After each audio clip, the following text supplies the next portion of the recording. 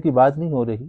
سورہ نور ہے، اللہ فرما رہے ہیں میں آپ سے وعدہ کرتا ہوں آپ ایمان لائیں اور اعمال صالحہ. ہم خالی کلمہ پڑھ کے بس کہتے ہیں باقی سارے گناہ کرتے بھی رہیں تو کوئی مسئلہ نہیں ہے، جتنے فوائد ہیں جتنے انعامات ہیں وہ ہمیں ملتے رہیں گے، ایسا نہیں ہے. قرآن پاک کچھ اور کہہ رہا ہے. قرآن پاک یہ کہہ رہا ہے، اللہ فرما رہے ہیں میں آپ سے وعدہ کرتا ہوں الا الذین آمنوا، ایمان لائیں، منکم وعملوا الصالحات، اور اعمال صالحہ بھی اختیار کریں، گناہوں کو بھی چھوڑیں. تو پھر اللہ آپ کو لیستخلفنہم فی الارض، پوری خلافت ارض، پوری زمین کی بادشاہ سے بھی نواز دیں گے. تاریخ شاہد ہے آقا دو جہاں صلی اللہ علیہ وسلم نے جو 10-11 سال مکہ میں محنت کی، صحابہ کرام رضوان اللہ علیہ مجمعین کو تیار فرمایا، ان کی جماعت پوری دنیا میں پھیلی. اثرات ایسے گئے کہ حضرت عمر فاروق کا دور دیکھیں، لمبی حکومت ہے، کئی لاکھ مربع میل پہ حکومت کر رہے ہیں. ایسے ہی